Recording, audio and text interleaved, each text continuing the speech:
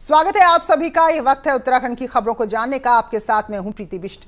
तो बड़ी खबर से शुरुआत कर रहे हैं। चार धाम देवस्थानम एक्ट पर सुब्रमण्यम स्वामी के कोर्ट में अपना पक्ष रख दिया है और अदालत में सरकार के जवाब में कहा है कि सरकार का यह फैसला संविधान के अनुच्छेद 25, 26 और 31 के विरुद्ध है।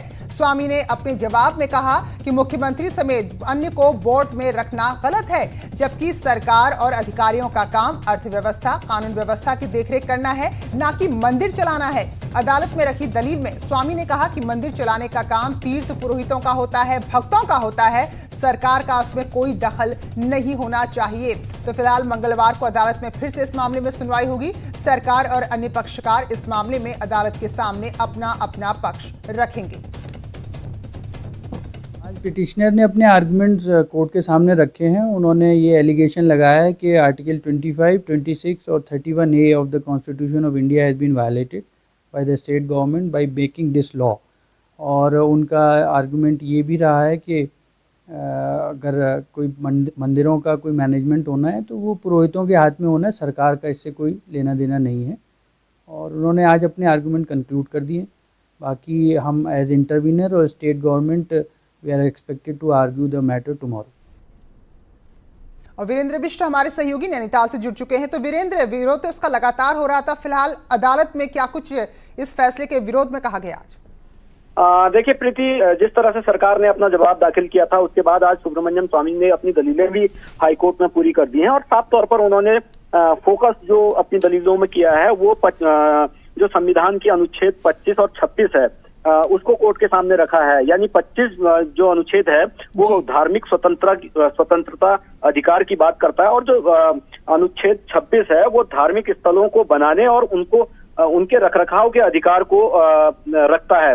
लेकिन आज उन्होंने जिस तरह से कोर्ट में सारी चीजों को रखा है उसके बाद अब सरकार और जो अन्य पक्षकार यानी जो रूलक संस्था है देहरादून की, उसके आगे ये चुनौती है कि वो इनकी काट कल हाईकोर्ट में रखेगी। लेकिन जिस तरह से सुब्रमण्यम स्वामी ने तमाम चीजों को उठाया, अपनी ही सरकार के खिलाफ दाखिल की और जो 2014 का एक एक्ट सुप्रीम कोर्ट का आदेश था उसका वायलेशन कोर्ट में बताया था। लेकिन अब जो है ये लड़ाई काफी ज्यादा अहम सरकार और तीर्थ पुरोहित और पंडा पुरोहितों के बीच होने जा रही है। अभी हो सकता है कि इस मामले को लेके उत्तराखंड हाईकोर्ट लगातार सुनवाई करे और 1 महीने या 15 दिन तक इस पूरे मसले पर सुनवाई हो, क्योंकि जिस तरह से जो रूलक संस्था थी उनके अधिवक्ता से हमारी बातचीत हुई थी तो उनका साफ तौर पर यह कहना था कि अभी हमें कम से कम अपना पक्ष रखने के लिए 1 हफ्ते का समय लगेगा। इसके अलावा जो केदारनाथ के जो तीर्थ पुरोहित हैं या गंगोत्री के तीर्थ पुरोहित हैं उनका भी पक्ष कोर्ट को जानना है और सरकार को भी अपना पक्ष कोर्ट में रखना है। तो ये कहा जा सकता है कि आने वाले दिनों में ये जो लड़ाई है ये कानूनी मोर्चे पे जो लड़ी जा रही है ये काफी अहम होने वाली है। इससे प्रदेश की राजनीति पर भी खास असर पड़ेगा, क्योंकि कुछ टाइम बाद राज्य में विधानसभा चुनाव है और कांग्रेस पहले ही ये साफ कर चुकी है कि अगर वो चुनाव लड़ेंगे या सत्ता में आएंगे तो सबसे पहले इस बिल्कुल वीरेंद्र और खुद बीजेपी के ही नेता हैं, सांसद हैं, तो वो पहुंचे अदालत और दलील दी है कि हमारा अनुच्छेद ही इसकी आज्ञा नहीं देता। तो चलिए अब इंतजार करना होगा सरकार की तरफ से, बाकी पक्षों की तरफ से क्या इसकी काट यहाँ पर पेश की जाती है। बहुत बहुत शुक्रिया वीरेंद्र आपका जानकारी के लिए। झूठी जानकारी देकर घर वापसी करने वाले युवक पर पिथौरागढ़ पुलिस ने कड़ी कार्रवाई की है। युवक नोएडा से लौटा था और मेडिकल और पुलिस टीम को उसने बताया था कि वो गाजियाबाद से लौटा है, लेकिन जांच में जब ये पता चला कि नोएडा से और वो भी नोएडा के रेड जोन से लौटा है तो उसके खिलाफ अब कार्रवाई की गई है। युवक ने दरअसल संस्थागत क्वारंटीन से बचने के लिए ऑनलाइन रजिस्ट्रेशन में भी गलत जानकारी दी। पुलिस ने युवक के खिलाफ हत्या का प्रयास समेत अन्य धाराओं में मुकदमा दर्ज कर लिया है। इसने बनाया और यहाँ पे सूचना भी मेडिकल अथॉरिटीज़ को और पुलिस अथॉरिटीज़ को इसने गलत दी है।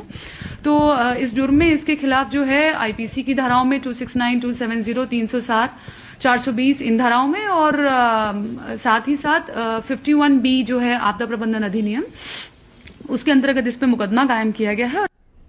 उधर हल्द्वानी में 3 गर्भवती महिलाओं में कोरोना की पुष्टि हो चुकी है, लेकिन इनमें से इंदिरा नगर की रहने वाली महिला के संपर्क में आए 7 बाकी लोग भी कोरोना पॉजिटिव आ गए हैं। इसके बाद अब पूरा इलाका यहां पर डरा हुआ भी, हड़कंप मचा हुआ है और अब इससे साफ हो रहा है कि कोरोना का जो मामला है और कोरोना के फैलने की जो गति अभी कम्युनिटी ट्रांसमिशन में पूरी तरह से पहुंच चुका है, यानी कि अब सामुदायिक संक्रमण इसका हो रहा है। हालांकि सरकारी अधिकारी अभी भी इसे कम्युनिटी संक्रमण मानने से इनकार कर रहे हैं। उधर पिथौरागढ़ में मुंसियारी तहसील के दाखिम गांव में भारी बारिश ने भारी तबाही मचाई है। भारी बारिश के चलते भूस्खलन हुआ, जिसमें 3 मकान पूरी तरह जमींदोज हो गए। देखिए जरा, पूरे मलबे से ढक गए हैं। 2 महिलाएं इसकी चपेट में आई, गंभीर रूप से घायल हुई हैं और कई ऐसे मवेशी हैं जो इन लोगों की रोजी रोटी आर्थिकी का जरिया थे, वो भी मलबे में दबे हुए हैं। तो भारी नुकसान यहाँ पर हुआ है। प्रशासनिक टीम मौके पर रवाना हो गई है। तो देखिए जरा, मलबा इतनी बुरी तरीके से, इतनी तेजी से आया कि मकान जमींदोज हो गए।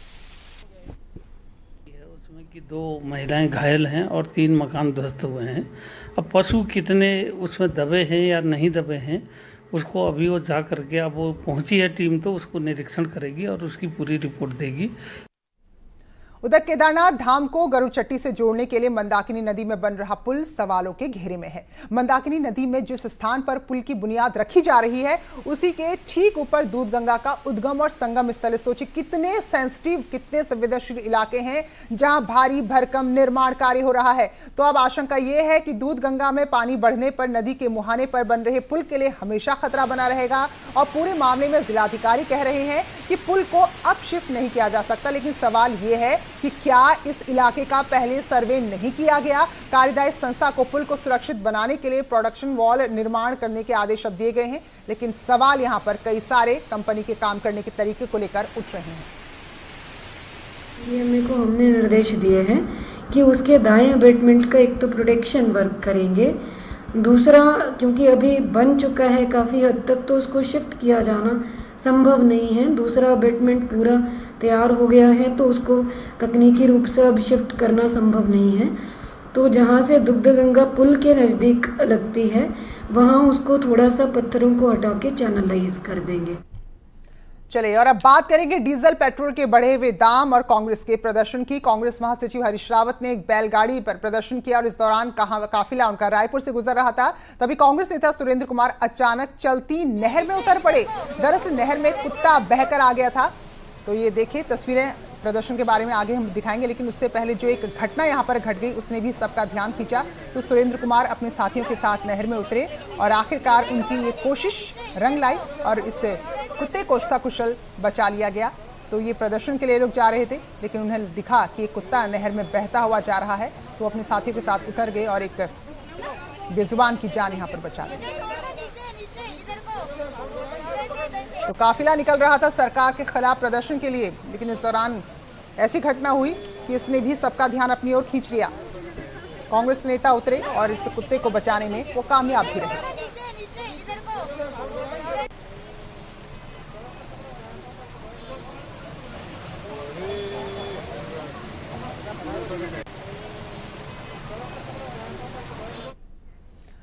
तो इससे पहले पूर्व मुख्यमंत्री हरीश रावत बैलगाड़ी से रायपुर के शिव मंदिर पहुंचे। महंगाई को लेकर हरीश रावत ने केंद्र सरकार पर निशाना साधा। अपने 14 दिन के क्वारंटीन पीरियड को पूरा करने के बाद शिव मंदिर पहुंचे थे। उन्होंने कोरोना की समाप्ति के लिए प्रार्थना की और आरोप लगाया कि पूरी दुनिया इस वक्त तेल के दाम घटा रही है, लेकिन हमारी सरकार लगातार पेट्रोल और डीजल के दाम बढ़ाते जा रही है। उन्होंने मांग की है कि तुरंत पेट्रोल के दाम कम किए जाएं और जनता को कम से कम राहत वो दी जाए, तो अंतर्राष्ट्रीय मार्केट से जो मिल रही है उसका लाभ तो कम से कम देश को सरकार दे सकती है। डीजल पेट्रोल के दाम दुनिया में घट रहे हैं, गैस के दाम दुनिया में घट रहे हैं, तुम इसको कहां पहुंचाने जा रहे हो?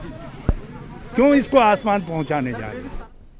तो देहरादून के अलावा भी राज्य के अलग अलग हिस्सों में कांग्रेस कार्यकर्ता आज पेट्रोल और डीजल के बढ़े हुए दामों के खिलाफ प्रदर्शन कर रहे थे। हल्द्वानी की तस्वीरें आपको दिखा रहे हैं, जहां कांग्रेस कार्यकर्ताओं ने ब्लॉक दफ्तर बाहर।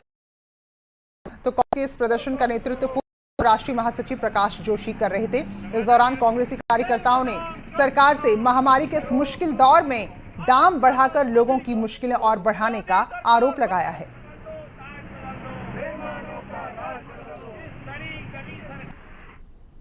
और वहीं उधम सिंह नगर के किच्छा में कांग्रेस कार्यकर्ताओं ने सरकार के लिए प्रार्थना की, उसकी बुद्धि शुद्धि के लिए यज्ञ किया। तो कांग्रेस कार्यकर्ताओं का कहना था कि सरकार की बुद्धि यहाँ पर खराब हो गई है, इसलिए ऐसे मुश्किल दौर में पेट्रोल और डीजल के दाम बढ़ा रही है। तो ऐसे में भगवान उसको सद्बुद्धि दे ताकि वो तेल के दाम कम करे।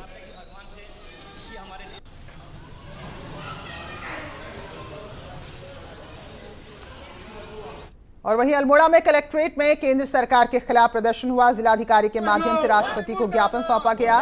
तो डीजल और पेट्रोल के दामों में जो बेतहाशा बढ़ोतरी हुई है उसको लेकर ही यहां पर प्रदर्शन के लिए लोग पहुंचे थे। जिलाधिकारी महोदय अल्मोड़ा, इस समय पेट्रोल डीजल के मूल्य में अभूतपूर्व बढ़ोतरी के माध्यम से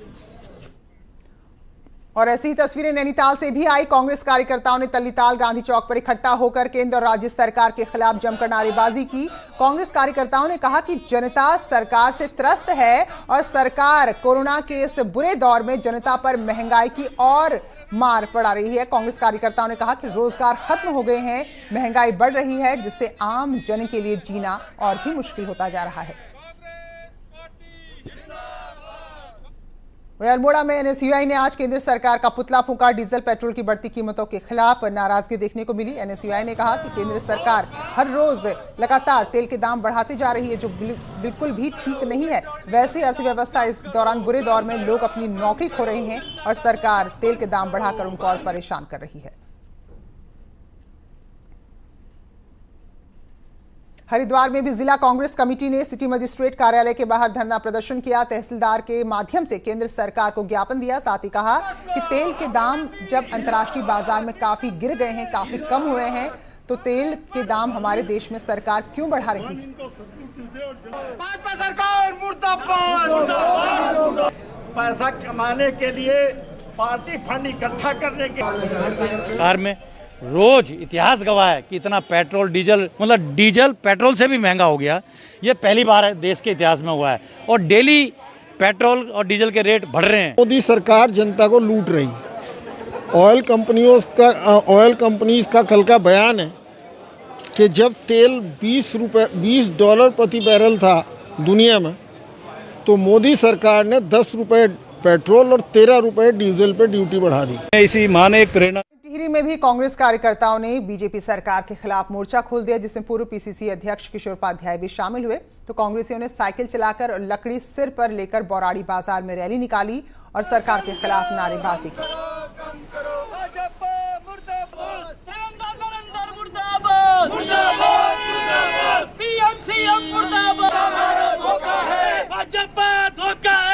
कौन जाता है?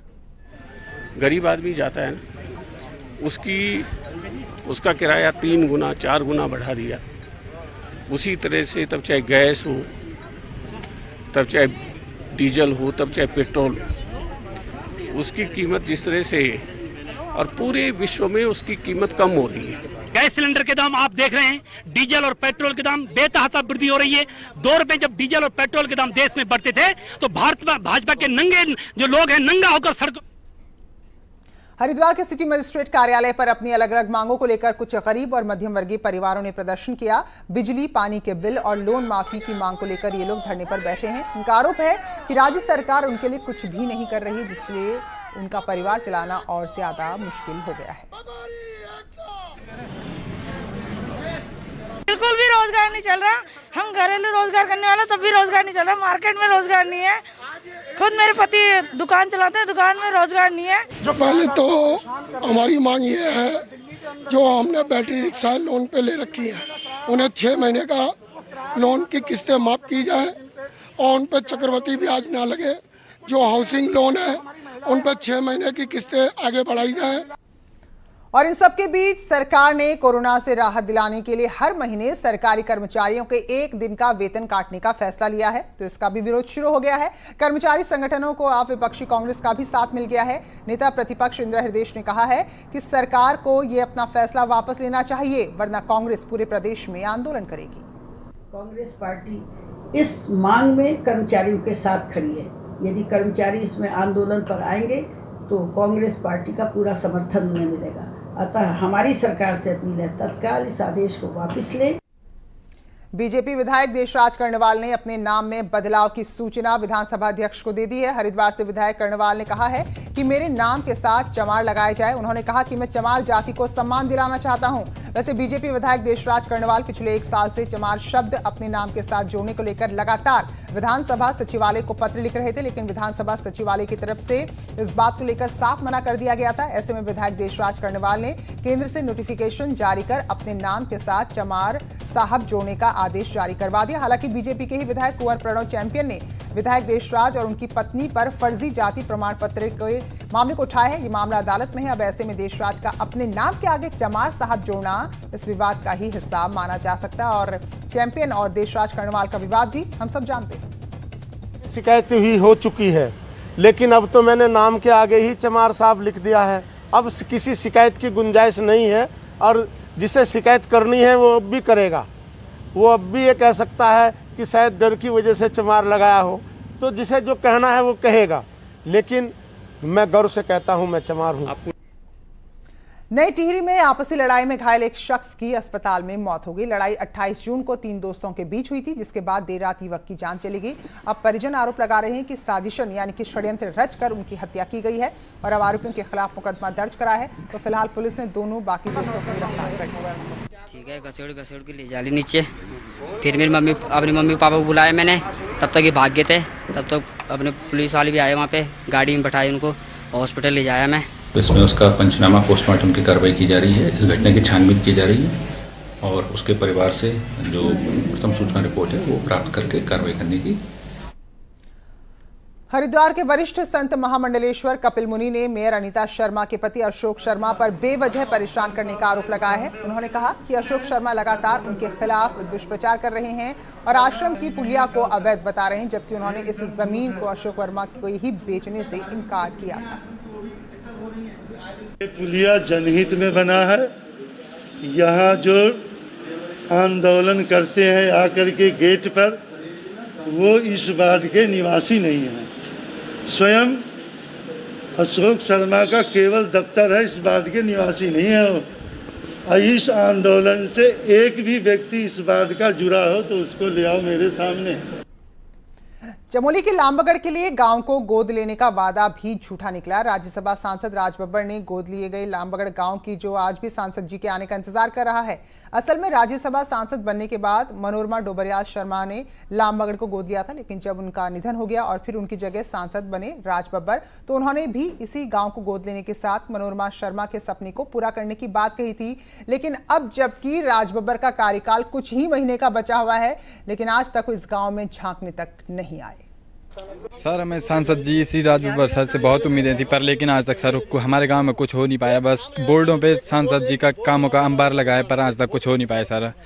कि अब कार्यकाल नवंबर उनका समाप्त होने वाला है, लेकिन एक बार भी उनका आना गैरसैंण में नहीं हुआ। उस गांव को देखने की दूर की बात, मैं तो प्रत्यक्ष भी जानता हूं कि राज बब्बर जी ने उत्तराखंड राज्य के केवल 2 जिलों के अलावा किसी जिले में एक बार जाना नहीं हुआ। रामनगर में कॉर्बेट की सीमा से लगे सुंदरखाल गांव के ग्रामीण बेचैन हैं। इन ग्रामीणों को लंबे समय से सुप्रीम कोर्ट के एक आदेश का इंतजार है, जिसके बाद इनके गांव की स्थिति स्पष्ट होनी है। लेकिन ग्रामीणों का आरोप है कि राज्य सरकार द्वारा सुप्रीम कोर्ट में अभी तक जवाब ही दाखिल नहीं किया गया है, जिससे मामला लटका हुआ है। दरअसल इस गाँव को हाईकोर्ट ने अतिक्रमण में माना था और यहाँ से इन्हें हटाने के आदेश दिए थे, जिसके बाद ग्रामीण सुप्रीम कोर्ट की शरण में गए और अभी फिलहाल वहां से कोई फैसला नहीं आ रहा है, जिसके बाद ही तय होगा कि क्या ये लोग यहाँ रहेंगे या फिर इन्हें कब्जाधारी मानकर अवैध तरीके से कब्जे का आरोपी मानकर यहाँ से हटा दिया जाएगा। कि हमको अतिक्रमणकारी घोषित किया गया है कि भाई अतिक्रमणकारी हैं।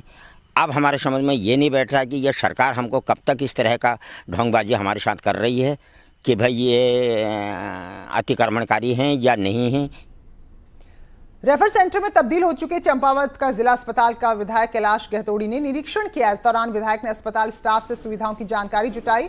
तो वहीं विधायक गहतोड़ी का कहना है कि हाल ही में अस्पताल में 2 डॉक्टरों की नियुक्ति हुई है और मरीजों के लिए 2 वेंटिलेटर भी यहां पर दिए गए हैं। अस्पताल प्रबंधन की जिम्मेदारी है कि वो लोगों को सही इलाज मुहैया कराए। अब यूज करना इन लोगों का काम है और जनता की सेवा करना इनका काम है, और किस तरीके से इसको यूज करते हैं पूरे डॉक्टर्स हैं आज मेरे पास। और किस तरीके से अपना नाम इस डिस्ट्रिक्ट हॉस्पिटल का करते हैं। तो सर मैं आज तो ऐसे ही आया, ये जो वेंटिलेटर लगे हैं उनको देखने आया। देहरादून नगर निगम में जल्द ही 10 नए वेंडिंग पॉइंट खुलेंगे, जिनमें से 6 वेंडिंग पॉइंट में नगर निगम ने जमीन भी चिन्हित कर ली है। निगम को आमदनी भी होगी। तो आपको बता दें कि पीपी मोड पर तैयार होंगे, जिसके लिए निगम जल्द ही टेंडर प्रक्रिया शुरू करेगा। इन वेंडिंग पॉइंट में एक तो आम जनता को काफी सस्ते दर में बारात घर उपलब्ध हो जाएंगे, साथ ही इससे निगम को भी सालाना अच्छी खासी आय होगी। तो उसके लिए पूरी हमने वर्क किया था। लगभग हमारे पास 6 जो है अभी तक हमने स्थान चिन्हित कर लिए हैं। 10 की हमारी योजना है। लॉकडाउन होने की वजह से थोड़ा विलम्ब हो गया, लेकिन बहुत जल्दी जो है इनको शुरू करके। उत्तराखंड की बात करें, खासतौर पर पहाड़ी इलाके की, तो यहाँ के हर दिन के काम काज उत्साह से जुड़े होते हैं और किसी बड़े आयोजन से जुड़े होते हैं। ऐसा ही एक परंपरा यहाँ की हुड़की बॉल है, जो धान की रोपाई के दौरान मानसून में काफी जगह जगह सुनाई देती थी, लेकिन धीरे धीरे परंपरा खत्म हो रही है। फिर भी कुछ लोग हैं जो कोशिश कर रहे हैं इसे अगली पीढ़ी तक पहुंचाने की। खोले दे माता, खोले भवानी, धार में केवड़ा।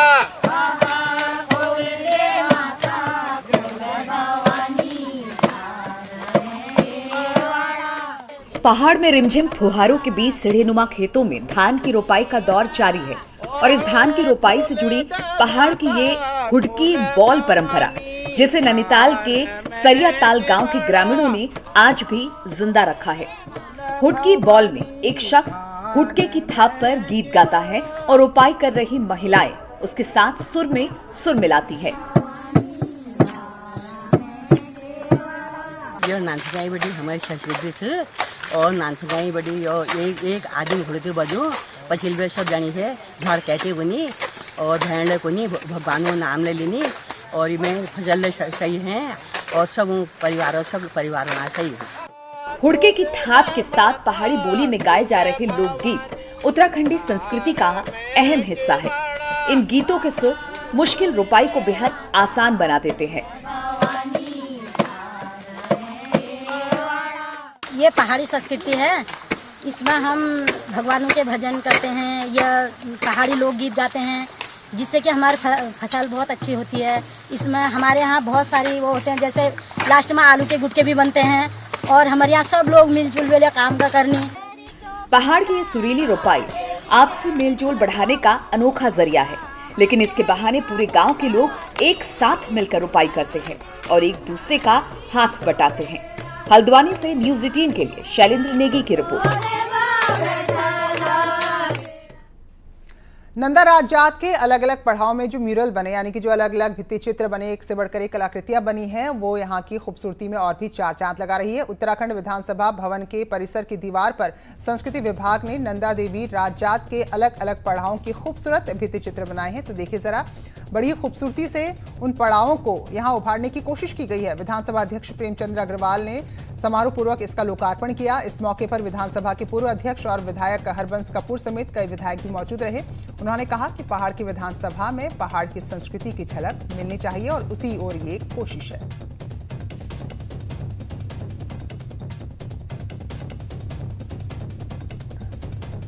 मैंने एक प्रेरणा दी कि क्यों ना एक नंदा देवी राज जात यात्रा, जो विश्व की सबसे बड़ी पैदल यात्रा मानी जाती है, वो भी हमारे उत्तराखंड में ही है।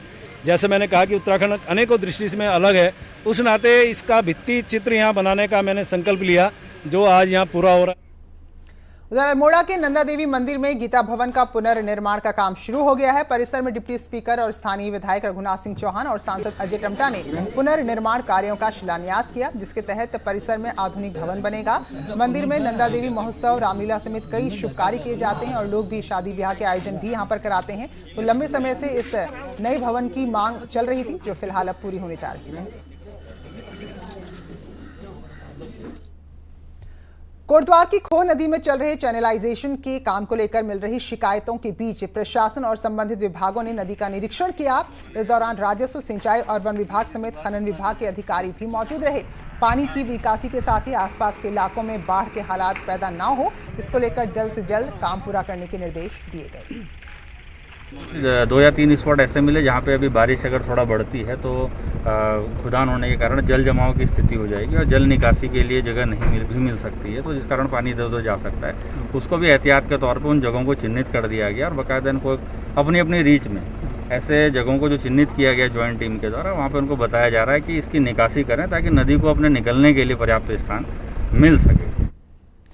पौड़ी में क्रिकेट खिलाड़ियों के लिए प्रशासन के सहयोग से टर्फ विकेट का निर्माण किया गया है, जिससे क्रिकेट के खिलाड़ियों और प्रशिक्षकों में काफी खुशी है। गढ़वाल के पर्वतीय इलाकों में ये अकेली टर्फ पिच है जिसके लिए राजस्थान से मिट्टी मंगाई गई और लॉकडाउन के दौरान इसका निर्माण कार्य एसडीएम अंशुल सिंह के सहयोग से किया गया। इसकी वजह से अब यहाँ खिलाड़ियों को मैट या फिर सामान्य मिट्टी में नहीं बल्कि इस विशेष टर्फ में खेलने की प्रैक्टिस के लिए मौका मिल पाएगा और जिससे आगे चलकर उनके खेल में बेहतर सुधार होगा।